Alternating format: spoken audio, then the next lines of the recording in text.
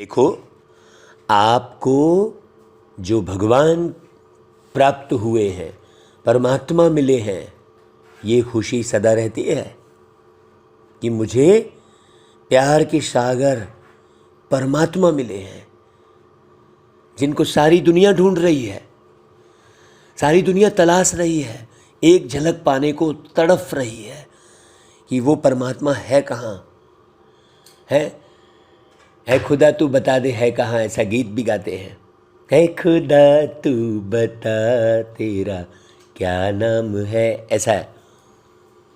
तो वो खुशी, भगवान को पाने की खुशी, भगवान को पाने की खुशी मतलब ज्ञान। ऐसा नहीं भगवान बिंदु रूप है, परमात्मा बाबा बाबा कह दिया, एक जन ने बाबा लिखा, दूसरे ने बाबा कह दिया, एक ने बाबा बोला, दूसरे ने बाबा बाबा कह दिया, ऐसा थोड़ी है। मान लो मैं बाबा कह रहा हूँ, मेरा बाबा मीठा बाबा, जानकी दादी बोल रही है, दादी प्रकाश मणि बोल रही है, तो आप उस स्वरूप में बोल रहे हो क्या? ऐसा थोड़ी कि मैंने बाबा कह दिया और आपने भी बाबा कह दिया तो हो गया काम। ऐसे ही तो दुनिया में राम राम रट रहे थे बस। वो खुशी मिली है क्या? वो समझ मिली है क्या? खुशी कैसे मिलेगी? जब पूरी समझ विकसित होगी हमारे अंदर में, है? बड़े गौर करने की बात है, बड़ी गौर करने की बात है। हम उलझे हैं किसी के व्यवहार में, हम उलझे हैं सामग्रियों में, हम उलझे हैं जमाने भर के धन दौलत में, है ना, है ना। हम उलझे हैं एक दूसरे की कमी कमजोरी देखने में, निंदाचारी करने में, किसी की बड़ाई किसी की बुराई, बस इसी में लगे हैं। तो हमको कहाँ से खुशी मिलेगी? जब तक हमारी बुद्धि का विकास नहीं होगा, जब तक बुद्धि में निर्णय करने की क्षमता नहीं होगी, जब तक बुद्धि में परखने की क्षमता नहीं होगी, तब तक खुशी नहीं मिल सकती। तो ऐसी खुशी जमा करनी है जो बुद्धि हर जगह हर समय परखने के बिल्कुल काबिल हो, समझने के लायक हो, हर बात समझ में आ रही है, बुद्धि का योग प्यारे बाबा से इतना गहरा हो, तब वो खुशी जो मिलती है। तो बाबा आज की मुरली में कहते हैं, मीठे बच्चे, जो खुशी खुद को मिली है वो कैसी खुशी है देखो जरा। हाँ, ऐसा थोड़ी है बाबा जो मिला है वो खुशी, कैसा मिला बाबा, बाबा से क्या पाया, वो सबको देनी है वो खुशी।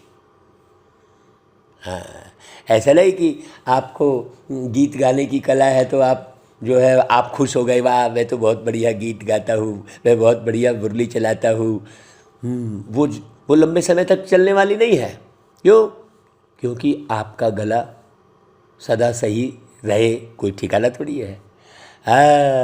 बाबा को पाने की खुशी वह सबको देनी है।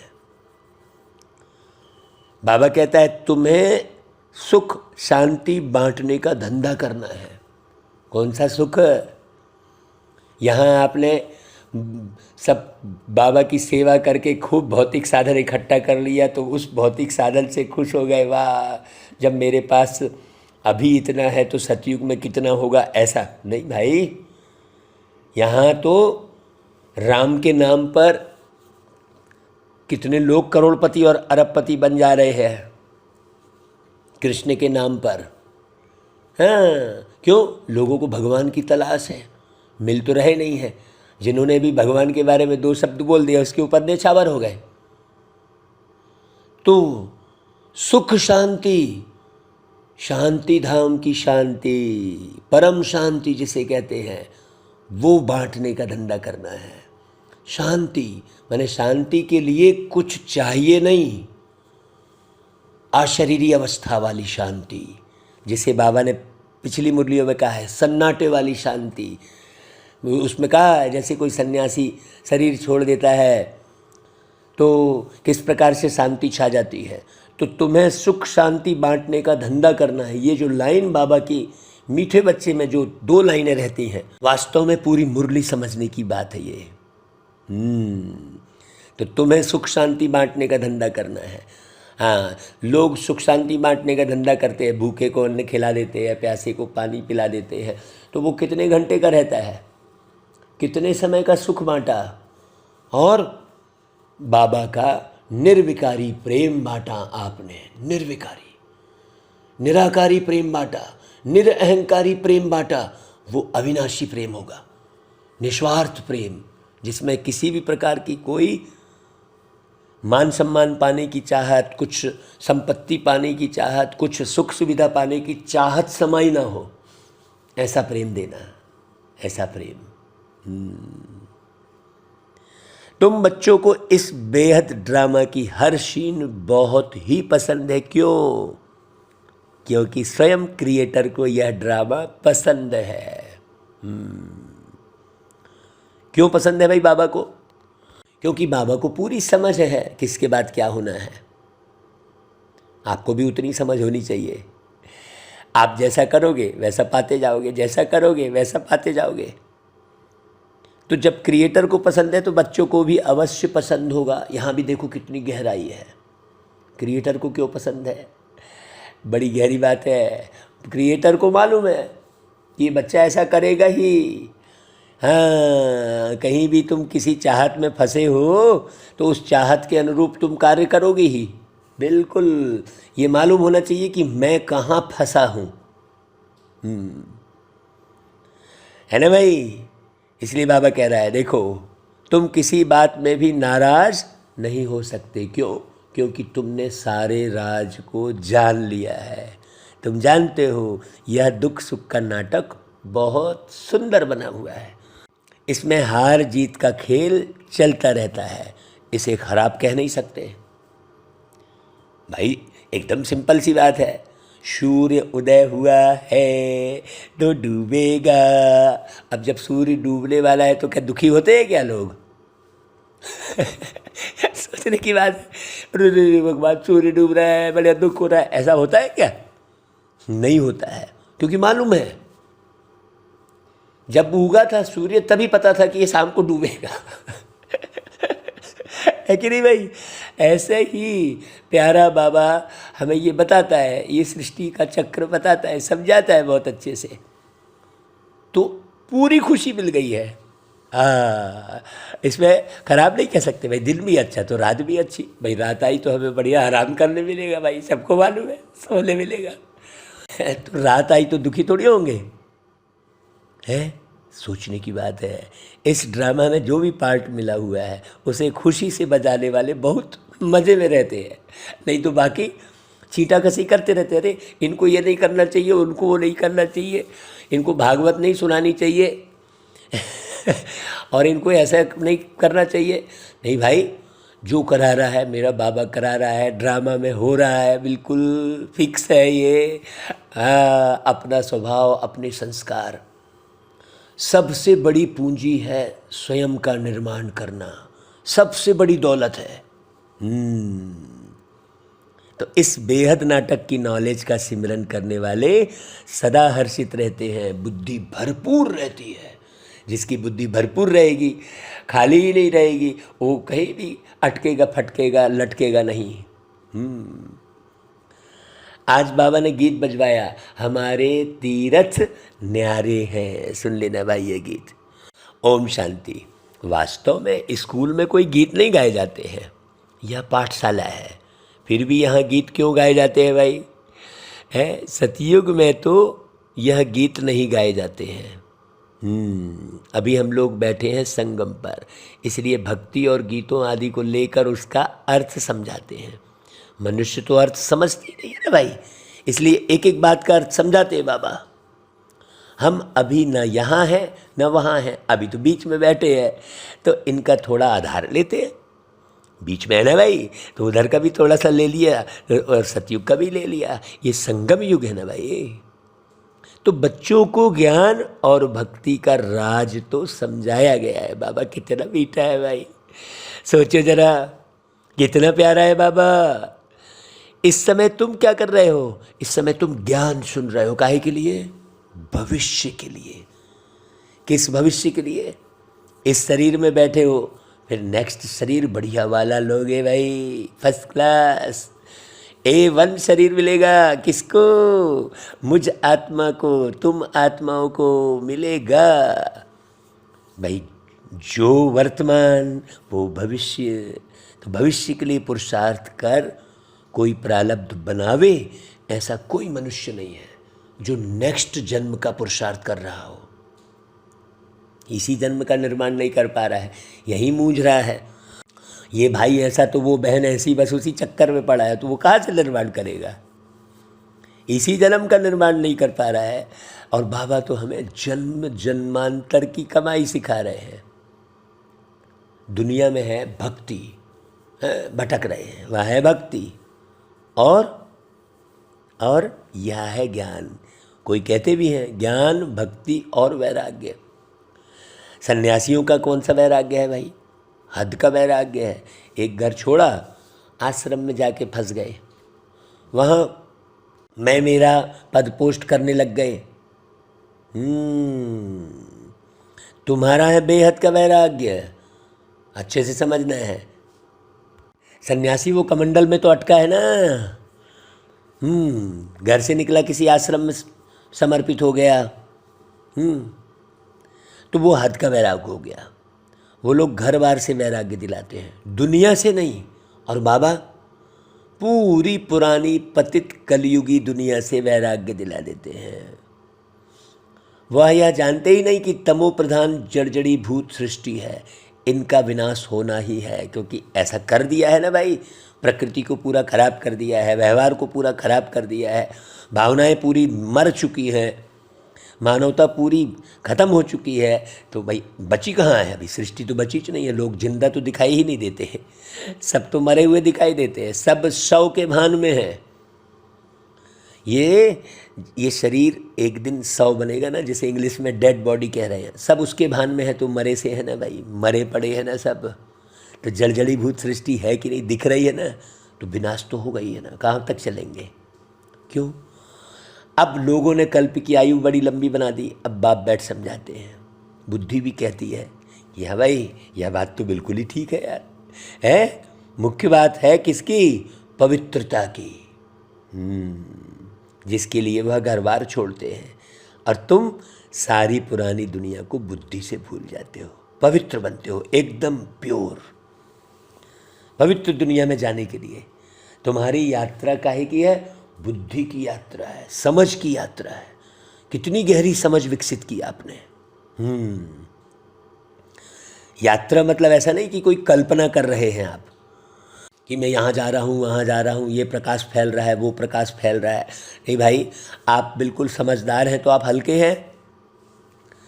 हल्के, लाइट माने हल्का, बिल्कुल किसी भी किस्म का वेट नहीं है माइंड में, इंटेलेक्ट में। कर्मेंद्रियों से कहाँ जाना नहीं है, तुम्हारा शारीरिक कुछ भी नहीं चलता। अभी हम रूहानी बाप के पास जाते हैं। वह जिस्मानी यात्राएं तो अनेक हैं, कब कहाँ जाएंगे, कब कहाँ। तुम्हारी बुद्धि एक तरफ ही है। इसको अव्यभिचारी भक्ति कहें तो भी हो सकता है, इसे भी भक्ति कह सकते हैं। हमारे को एक की याद में है, तुम एक को याद करते हो। उन सब की भक्ति है व्यभिचारी, अनेकों को याद करते हैं। तुम्हारी है अव्यभिचारी रूहानी यात्रा, जिसमें हम जा रहे हैं वापस अपने घर। हाँ, है कि नहीं भाई? वो लोग निर्वाण धाम को घर भी नहीं समझेंगे, कहते हैं पार निर्वाण गया। घर थोड़ी समझ रहे हैं। तुम जानते हो वहाँ हम आत्माएं बाबा के साथ रहती है। मेरा मीठा बाबा भी अशरीरी वहाँ रहता है। कितना प्यारा मीठा बाबा। वही बाबा अभी हमको लेने आए हैं, चलो बच्चे घर। हाँ, वह समझते हैं हम सब ईश्वर के रूप हैं। कितने शास्त्र आदि पढ़ते हैं, यहाँ तो तुमको वह कुछ भी नहीं सिखाया जाता। कितना सरल सोचो। तुमको तो इन कर्म कांड का भी संन्यास कराया जाता है। यह सब भक्ति के कर्म कांड हैं। जैसे प्रभु की गति मत न्यारी है कहते हैं ना भाई, तो पहले पहले तुमको अल्फ सिखाते हैं। बाप खुद ही दलाल बनकर आते हैं, गाते भी हैं परंतु समझते नहीं हैं। कहते हैं ना भाई, आत्मा परमात्मा अलग रहे बहुकाल, सुंदर मेला लग गया जब सद्गुरु मिला दलाल। बाबा कहता है देखो, तुमको कोई भक्ति से घृणा नहीं करनी है। हाँ, क्यों भाई, भक्ति में किसी का नुकसान थोड़ी हो रहा है, तो उससे घृणा थोड़ी करनी है। कोई से भी घृणा नहीं आती है, जबकि जानते हैं कि ड्रामा बना हुआ है। हाँ, समझाते जरूर हैं कि इस पुरानी छीछी दुनिया को छोड़ना है, वापस जाना है। इसमें घृणा की बात थोड़ी है। जब भक्ति में थे तो भक्ति से प्यार था, गीत आदि सुनने से मौज आती थी। अब समझते हैं वह तो कोई काम के ही नहीं थे।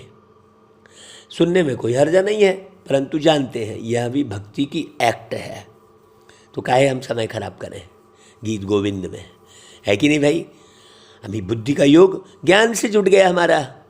ज्ञान और भक्ति दोनों को तुम अभी जानते हो अच्छी रीति। हाँ, अभी आप फलानी जगह मेरा योग लग रहा है, बिना मैंने बाबा की इस फोटो में मेरा ज़्यादा योग लग रहा है, फिर लाल लाइट में मेरा योग लगा है, ये भी भक्ति है। अच्छे से समझना। बाबा बैठा कहाँ है? बाबा बैठा है परम धाम में, या तो बैठा है हमारे बाजू में पास में। बाबा संग संग चलता है, वो गीत गाया ना भाई हमारे रमेश भाई ने, मेरे संग संग चलते हैं बाबा, मेरे संग संग चलते हैं बाबा, है ना भाई। तो बाबा का कैसे अनुभव कर रहे हो? मनुष्यों को जब तक ज्ञान न मिले तो भक्ति को ही बहुत अच्छा समझते हैं। हम जन्म जन्मांतर भक्ति करते आए, भक्ति से स्नेह बढ़ गया, अब हमारी बुद्धि में है। यह दुख सुख हार जीत का बना हुआ ड्रामा है, इस ड्रामा को समझना है। तो जब हम समझ गए तो उन पर रहम आता है, क्यों ना उन्हों को भी रचयिता और रचना का ज्ञान मिल जाए भाई। इसलिए देखो भागते रहते हैं, गला ही पूरा खुट गया है, ऐसा बैठा है गला जो बिल्कुल अब उतरने का नाम ही नहीं ले रहा है एकदम बिल्कुल।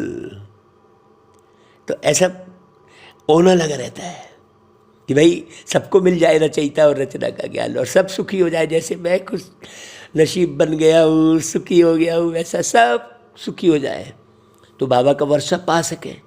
तो जो खुशी अपने को मिली है वह दूसरों को देनी चाहिए।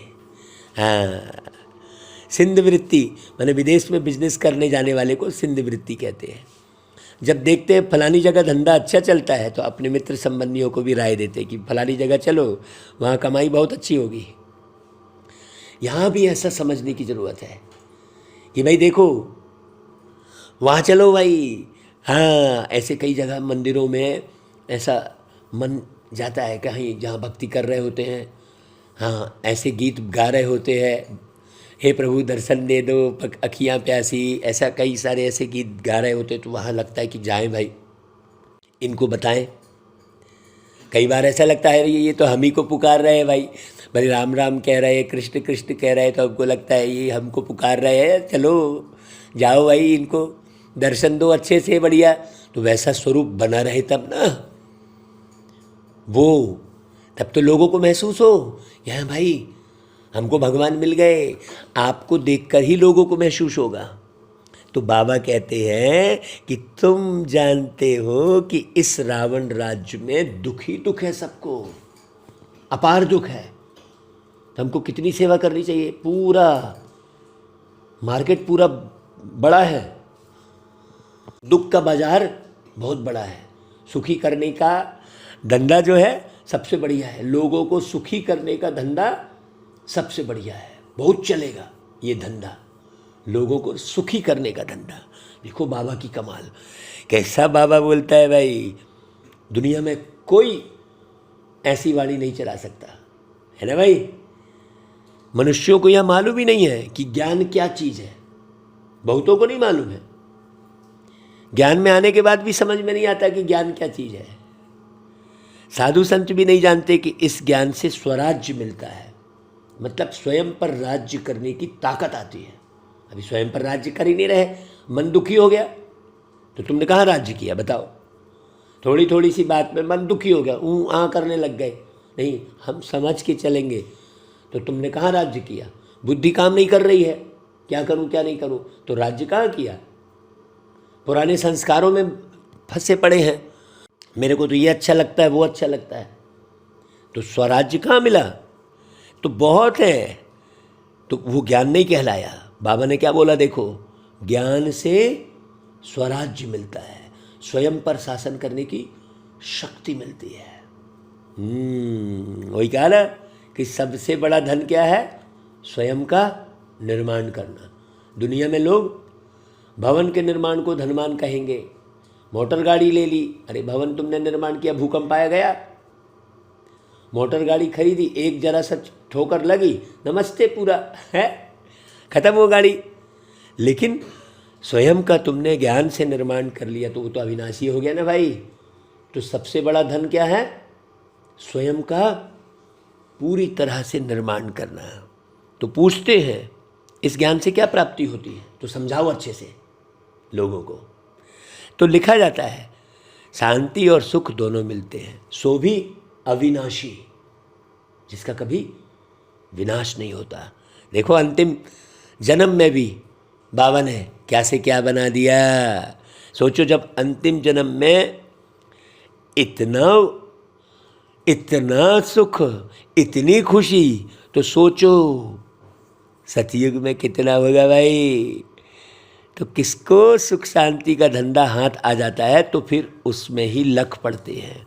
हाँ, जिस्मानी सर्विस भी कुछ समय के लिए करनी पड़ती है ना भाई। जिस्मानी सर्विस भी कर रहे होते हैं ना भाई। सत्संग का टाइम भी सुबह और शाम को होता है।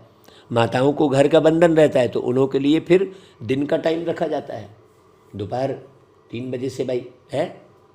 भागवत 3 बजे से शुरू करते हैं, क्यों? माताओं को भैया सुबह शाम काम रहता है। सुबह का टाइम सबसे अच्छा है, फ्रेश माइंड होता है। इसलिए जहाँ भी भागवत करने जाते हैं हम सुबह लोगों को 5 बजे बुलाते हैं कि आओ भाई 5 बजे। ऐसे थोड़ी है कि हम भागवत कर रहे हैं तो बस हमें भागवत करने से मतलब है, काहे को हम एक्सरसाइज कराएं। नहीं, ऐसे भीड़ के लोगों को सुख पहुंचाना, एक एक बात समझाना, तो लगेगा हाँ भाई हमको कोई मिला है? तो जो सुनते हो उनको फिर धारण कर उगारना है? हाँ, दुनिया में यह किसको मालूम नहीं कि निराकार परमात्मा भी पढ़ाने आते हैं। ये कैसे समझाओगे तुम जाके कि निराकार पढ़ाते हैं भाई आके? भगवानुवास, तुमको राजयोग सिखलाकर नर से नारायण बनाता हूँ। ये बात पक्की हुई कि नहीं कि बाबा हमको राजयोग सिखलाकर नर से नारायण बना रहे हैं। यह योग बड़ा नामी ग्रामी है, लेकिन लोगों को पता ही नहीं है। मनुष्य विनाशी धन का दान पुण्य करते हैं तो राजाई घर में अच्छा जन्म लेते हैं। ये तो अविनाशी धन है भाई, कितना जन्म कितने वो रहेंगे हम। तो यहाँ तो तुम 21 जन्म का वर्षा पा रहे हो, तुम सब कुछ दान करते हो 21 जन्म के लिए, सब कुछ पूरा है ना भाई, तन मन धन जन सब। फिर कोई भी पद पाने के लिए पुरुषार्थ नहीं करना पड़ेगा आगे। पद जो है परमानेंट 21 जन्म का फिक्स हो जाता है। अभी तुम अपना वर्षा बाप से ले रहे हो, इसलिए बाबा कहते हैं बच्चे अच्छी तरह पढ़ो तो जन्म जन्मांतर राजा बनो। हाँ, ऐसे थोड़ी हड़बड़ पढ़ लिए बस। पहला जन्म मिलेगा ही ऊंच, जब पहला जन्म ऊंच मिलेगा, ऊंच से ऊंच, तो दूसरा जन्म है ना भाई। और पहला ही जन्म यदि आपको प्रजा का मिल गया तो फिर तुम्हारे पास बचा क्या? ये होना रहना चाहिए। हाँ, प्रजा को भी ऊंच मिलता है, राजाई में दास दासियाँ आदि सब चाहिए। जितना पढ़ेंगे महादानी बनेंगे उतना ऊंच पद पाएंगे। बाबा भी महादानी है, ब्रह्मा बाबा भी सबको साहूकार बना देते हैं, सुख और शांति का वर्षा देते हैं। पहले पहले सुख में ही आते हैं, सभी सुखी रहते थे क्योंकि पहला समय सतो प्रधान, फिर रजो, फिर तमो में आते हैं। उनका पार्ट अपना और हमारा पार्ट अपना। जो इस धर्म के हैं उनका ही सैपलिंग लगता है, इसलिए कहीं मूंझो मत है कि हमने इतनी सेवा की, 10,000 लोगों को सुनाया, एक भी नहीं निकला, ऐसा मूंझो नहीं। बाबा ने हर एक बात में पकड़ के रखा है तरीके से एकदम है कि कहीं आप फेंका ही नहीं सकते। इतना अच्छे से नट बोल्ट टाइट कर दिया है बाबा ने, अच्छे से वायसर ऐसा लगा के बढ़िया है। बाबा की मशीनरी बड़ी गजब की। तो तुम जब संपूर्ण बन जाएंगे तो झट जान जाएंगे कि यह हमारे धर्म का है वो नहीं है, पूरा मालूम पड़ जाता है। हाँ, तुम बच्चे सबको समझाते हो कि बाप नई दुनिया रचते हैं, समझाना तो सबको है, नहीं तो कोई बुलाना फिर ना दे। अरे हम भी समझ जाते, अब काहे को समझ जाते, तुम्हारे बुद्धि ही नहीं है तो आज समझोगे। अरे भाई, तो भारत को ही वर्षा मिला था, फिर गुम हो गया। ड्रामा अनुसार वर्षा लेना भी है तो फिर गंवाना भी है। देखो कहीं भी देखो ईगो नहीं लाने दे रहा है बाबा, है ना। फिर कहेगा भैया तब तुम तो गवाओगे ही। यह चक्र चलता रहता है। इस समय हमने वर्षा गंवाया है, अभी हम गंवाई वाली स्थिति में बैठे हैं और अब फिर से ले रहे हैं, उस स्थिति में आ गए कि भाई फिर से ले रहे हैं। लक्ष्मी नारायण के राज्य का किसको भी पता नहीं है, किसी को भी नहीं मालूम है सारी दुनिया में। इसलिए पूछा जाता है कि लक्ष्मी नारायण को यह राज्य कब और कैसे मिला। जैसे उन्होंने कृष्ण को आगे रख लक्ष्मी नारायण को गुम कर दिया है और हम फिर लक्ष्मी नारायण को आगे रख कृष्ण को गुम कर देते हैं। कितनी प्यारी बात बोल रहे बाबा, सोचो कितनी ऊंची बात। लक्ष्मी नारायण तो है ही सतयुग के, नारायण वास तो हो ना सके। देखो कितनी गहरी बात। और कृष्ण कहाँ के हैं? कृष्ण संगम युग के। यहाँ पर स्पष्ट बात समझ में आ रही है। जो कृष्ण का एक वीडियो बनाया है, आप उसे अच्छे से देखो, समझो कि कृष्ण का अवतरण क्या चीज़ है। लोग अभी उसको समझे ही नहीं है। यहाँ भी कहानी गढ़ने लगे कि कृष्ण वहाँ आएगा तो उसके गर्भ में आएगा तो वैसा वैसा है। कृष्ण का अवतरण हो चुका है ये मालूम नहीं है? सोचो। इसलिए लोग नारायणवास तो कह नहीं सकते, क्योंकि नारायण सतयुग में।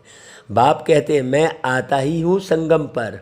लक्ष्मी नारायण के ने जरूर आगे जन्म में संगम पर ही राज्य लिया है। अब कृष्ण कौन? हमारे दादा दादा। हाँ, यही तो कृष्ण है भाई। जब बाबा का ज्ञान आप ब्रह्मा के मुख से सुन रहे हो तो वो जो आत्मा है वो कौन है? वो कृष्ण ही तो है।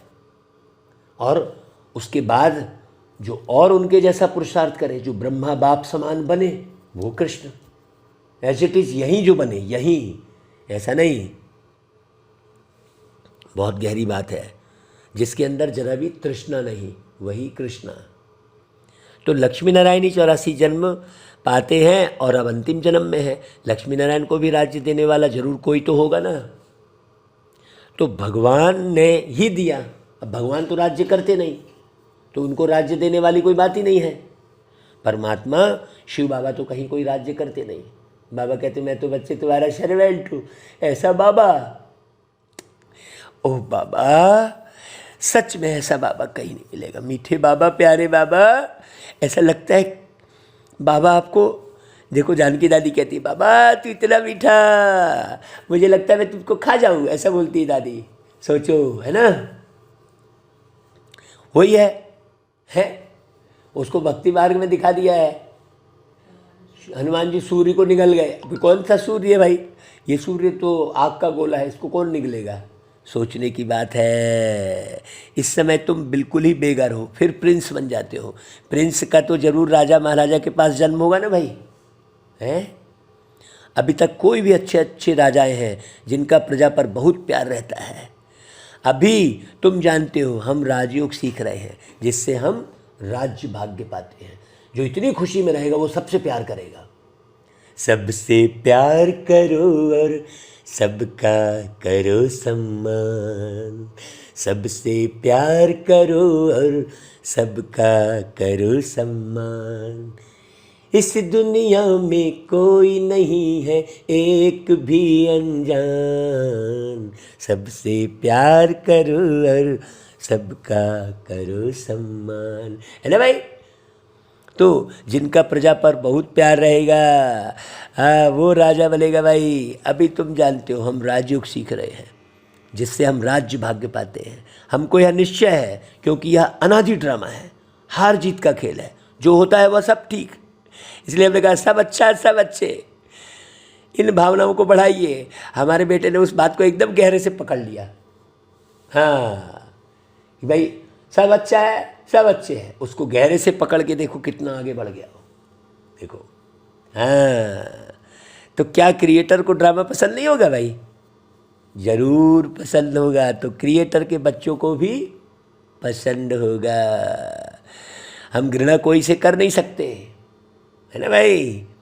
या तो समझते हैं कि भक्ति का भी ड्रामा में पार्ट है, ड्रामा सारा अच्छा है, बुरा ड्रामा क्यों कहेंगे भाई?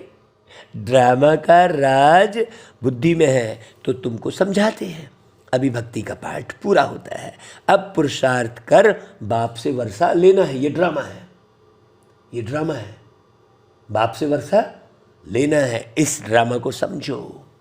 बाप कहते हैं यह सब आसुरी संप्रदाय है, इसमें घृणा की तो बात ही नहीं है ही है।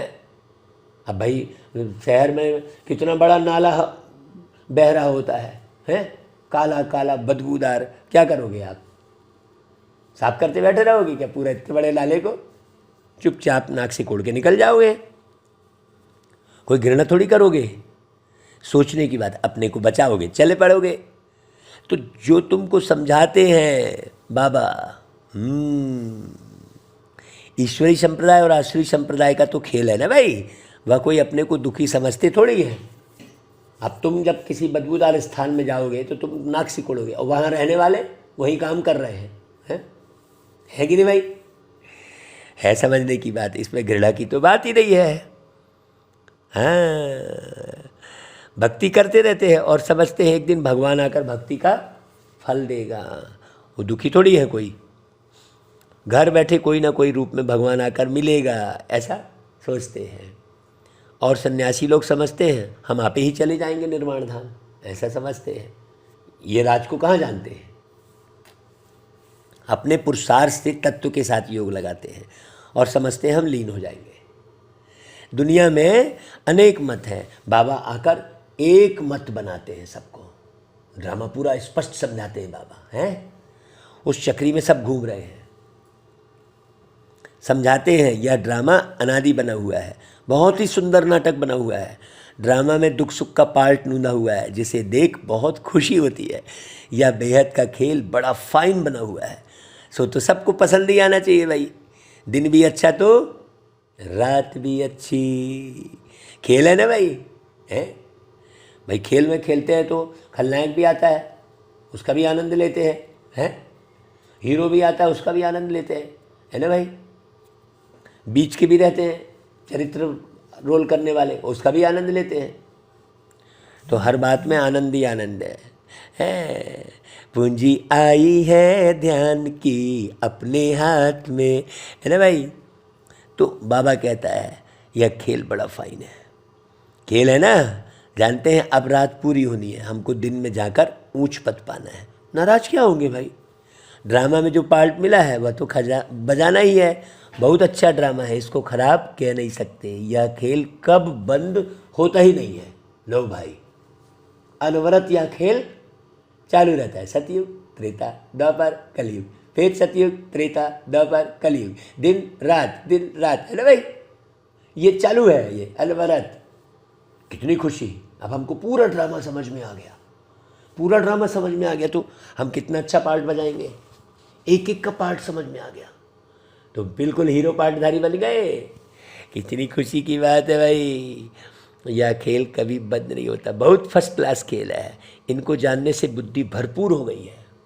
जैसे बाप नॉलेजफुल, वैसे बच्चे भी नॉलेजफुल हो गए हैं। बाबा कह रहा है देखो, वाह, कितना समय सुख कितना समय दुख पाना है यह भी तुम सब कुछ जान गए हो। तब तो कहते हैं वाह प्रभु तेरी लीला। बाबा का कितना शुक्रिया, मालूम थोड़ी था कुछ भी। प्रभु की रचना जरूर अच्छी ही होगी ना, उसको खराब कौन कहेगा। ड्रामा में जो पार्ट मिला हुआ है वो तो बजाना ही है ना भाई। यह खेल कभी बंद होना ही नहीं है। इनको जानने से मज़ा ही मज़ा आता है। भक्ति में सतयुगी राजाई का पता भी नहीं है। सतयुगी राजाई में फिर भक्ति का पता ही नहीं रहता है। कैसा बाबा देखो बता रहा है भाई। वो खुशी मिल रही है सुनते सुनते, वो पोजीशन बन रही है अंदर से। भक्ति में भी कितने सुंदर गीत गाते हैं, हे प्रभु तेरी लीला विचित्र है। यह तुम बच्चे ही समझ सकते हो, और कोई इस लीला को जानते ही नहीं। बाबा से हमको कितना वर्षा मिलता है, सारा दिन बुद्धि में ख्याल चलना चाहिए, वाह कैसा वंडरफुल खेल है, वंडरफुल इसकी समझानी है, बाप की लीला कितनी अच्छी है। तुम इस बेहद के नाटक को जानते हो, फिर जो पद मिलता है उनको भी देख हर्षित होते हो।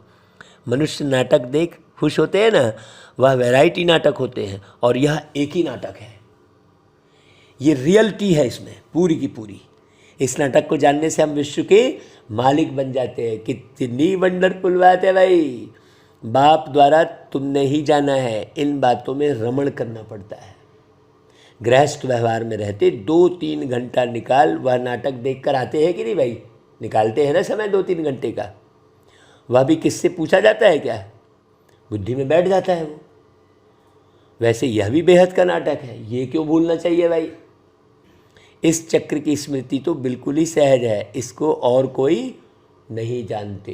कितनी खुशी की बात, सारी दुनिया में करोड़ों लोग है तुम बुद्धि से जानते हो और फिर दिव्य दृष्टि से देखते भी हो।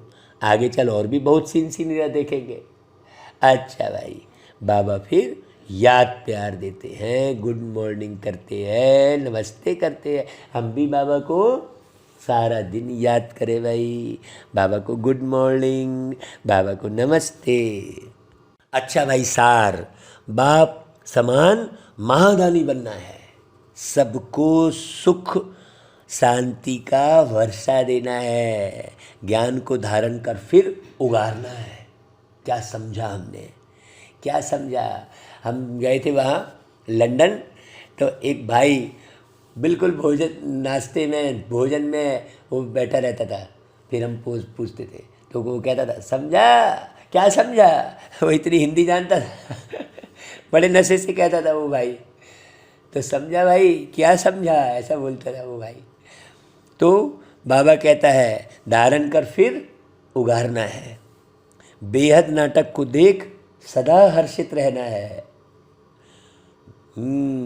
प्रभु की लीला और यह ड्रामा कितना विचित्र है, इसका सिमरन कर मजे में रहना है। अच्छा भाई, वरदान पुरुषार्थ के साथ योग के प्रयोग की विधि द्वारा वृत्तियों को परिवर्तन करने वाले सदा विजयी भाव। हाँ, अभी जैसे कल जलेबी दौड़ कर आए, वो एक प्रयोग था ना भाई ज्ञान का, है भाई। धीरे से समझ में आएगा लोगों को, खेल खेल में। हाँ भाई, ऐसा जलेबी दौड़ कराए थे और उसमें सृष्टि चक्र का ज्ञान सुने थे। खुशी खुशी में हर बात समझ में आ जाती है। किसी को टेंशन दे दो और फिर बात समझाओ सोचोगे तो नहीं होता। दुनिया में क्या करते हैं, टेंशन दे देते हैं पहले और फिर बात समझाने की कोशिश करते हैं तो वो समझते ही नहीं है, मारपीट शुरू कर दिए फटाफट। है कि नहीं भाई, ऐसा करते हैं दुनिया में। तो बाबा कहता है योग के प्रयोग की विधि, हाँ, पुरुषार्थ धरनी बनाता है, वह भी जरूरी है, लेकिन पुरुषार्थ के साथ साथ योग के प्रयोग से सबकी वृत्तियों को परिवर्तन करो तो सफलता समीप दिखाई देगी। दृढ़ निश्चय और योग के प्रयोग द्वारा किसी की भी बुद्धि को परिवर्तन कर सकते हो। देखो, दृढ़ निश्चय और योग के प्रयोग। अब योग का प्रयोग कैसा करना है, ये भी, इस पर भी पूरी क्लास बन सकती है। योग का प्रयोग किसे कहेंगे, हाँ, प्रैक्टिकल में होना चाहिए, ऐसा फंतासी नहीं है कि मैं ये दे रहा हूँ वो कर रहा हूँ, केवल सोच नहीं, वो साकार में आपके व्यवहार में दिखाई देना चाहिए, उसको योग का प्रयोग कहेंगे।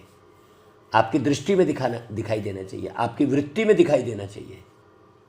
इसलिए वृत्तियों को परिवर्तन करने वाले लिखा है वरदान में, है ना भाई।